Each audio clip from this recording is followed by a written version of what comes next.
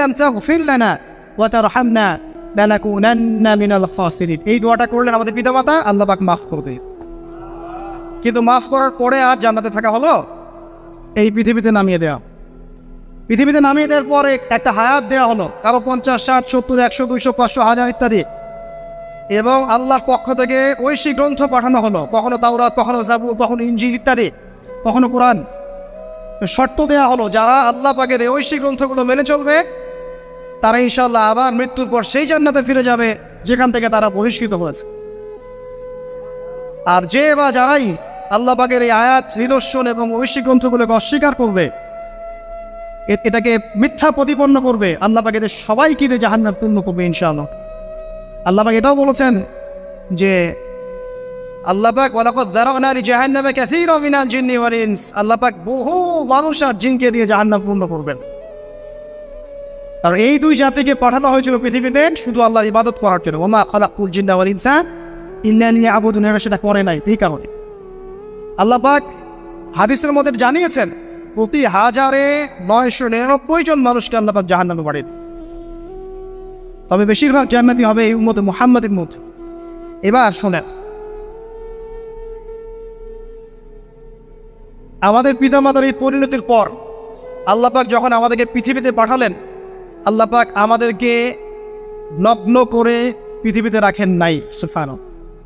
আল্লাহ পাক আসমান থেকে লিবাস পাঠিয়েছেন। এই যে সমাজ বিজ্ঞানের বইগুলোতে লেখা আছে না, মানুষ আগে নগ্ন ছিল, গাছের ছালপাতা পরে থাকতো, তারপরে বন্যপ্রাণী শিকার করতো, গুহায় গুহায় থাকতো। বোগাস, মিথ্যা, বাজে কথাই বলছে, একদম টোটাল মিথ্যা কথাই। আল্লাহ রাব্বুল আলামিন সভ্যতা শুরু করেছেন নবী দ্বারা, সভ্যতা শেষও করবেন নবী দ্বারা। প্রত্যেক যুগে যুগে সভ্যতার ধারক এবং বাহক ছিলেন নবীগণ। আর আদম আলাইহিস সালাম পৃথিবীতে আসার পর নগ্ন হয়ে থাকেন নাই। আল্লাহ পাক আসমান থেকে লেবাস পাঠিয়েছিলেন। সুবহানাল্লাহ। আল্লাহ পাক আমাদেরকে নগ্ন করে রাখেন নাই। এবার দেখেন আল্লাহ পাক কি বলছেন, ইয়া বানি আদম। আচ্ছা আসেন, ইয়া বানি আদম, হে বনু আদম। কাদেরকে বলছেন? আমাদেরকে। قد أنزلنا عليكم لباسا يواري سوآتكم وريشا, হে বনু আদম, আমি তোমাদেরকে নগ্ন ছেড়ে দিচ্ছি না, আমি তোমাদের জন্য লেবাস আর পোশাক পাঠাচ্ছি, যেই পোশাক দিয়ে তোমরা তোমাদের লজ্জাস্থানকে আবৃত করবে এবং সৌন্দর্য বর্ধন করবে। এটা করছি না আমরা এখন? আচ্ছা, ওয়ালিবাসুত তাকওয়া যালিকা খায়র, আর তাকওয়ার লেবাস, তাকওয়ার পোশাকটা হচ্ছে সবচেয়ে উত্তম। যেমন দেখেন আমাদের সতর কি এই নাভির উপর থেকে হাঁটুর নিচ পর্যন্ত না, তাই বলি কি আমরা সবাই এভাবেই ঘুরি? এটা সর্বনিম্ন একটা স্কেল, তাই না?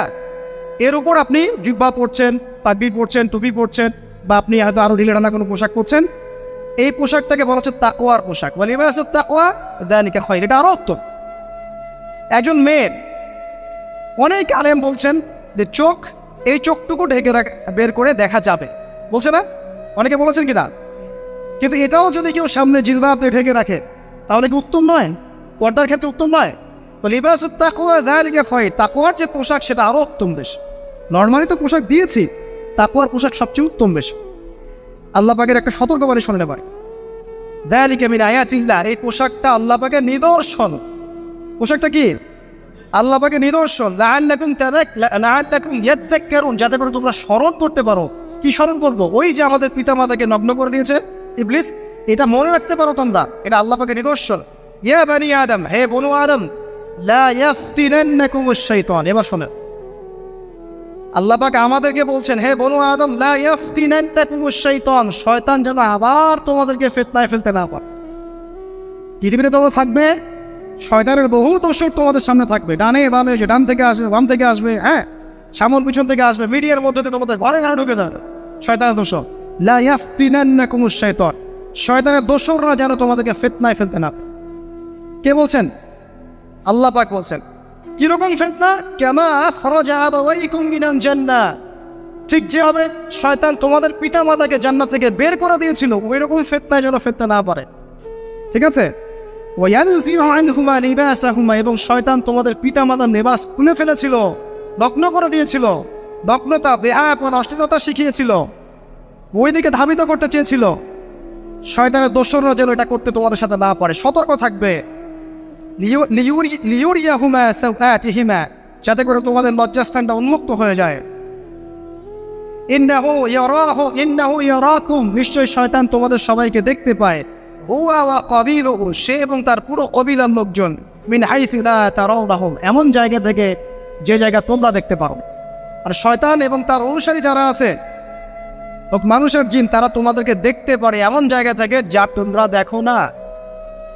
আর আমরা যারা এই বিশ্বে আছি, আমরা সবাই এখন খেলার পুতুলের মতো খেলছি। যারা নিয়ন্ত্রণ করে বিশ্ব, এদেরকে কেউ দেখতে পারে না। এরা মানুষ শয়তান, কথা বুঝতে পারছেন? আর এমনি জিন শয়তান যারা আছে, এদেরকে তো আমরা দেখতে পারি না, অনেক দূর থেকে তারা আমাদেরকে দেখতে পারে। আল্লাহ পাক সতর্ক করছেন এটা, ইন্না জাআলনা আশ-শায়াতিনা আউলিয়া লিল্লাযিনা লা ইউমিনুন। শোনেন, নিশ্চয়ই যারা আমার প্রতি ঈমান আনে না বা আমার অবাধ্য হয়ে আমার আদেশ মানে না, তাদের সাথে আমি শয়তানকে বন্ধু বানিয়ে দিয়েছি। এবার বুঝলেন কেন বললাম এরা মানুষ শয়তান? বিকজ এদেরকে আল্লাহ পাক শয়তানের বন্ধু বানিয়ে দিয়েছেন। শয়তানের বন্ধু অন্য সূরায় আছে, শয়তান, জিন শয়তান মানুষ শয়তানকে ওহী করে। জিন শয়তান মানুষ শয়তানের মাথায় এসব বুদ্ধি ঢালে। শয়তানি বুদ্ধিগুলো শয়তান মানুষের মাথায় ঢালে, মানে মানুষ মাথাটা আগে সে রিড করেছে কাকে কোন দিক দিয়ে রিসিভ করা যাবে। ঠিক আছে?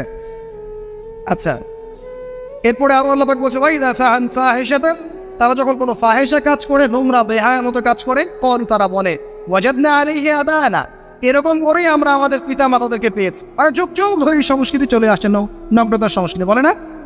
কথা বুঝতে পারছেন না? এই কথাই তারা বলে, যেটা কোরআনে আছে। আল্লাহ পাক বলছেন ক্বালু ওয়াজাদনা আলাইহি আবানা, তারা বলে আমাদের পিতৃপুরুষদেরকে আমরা হাজার বছর থেকে দেখেছি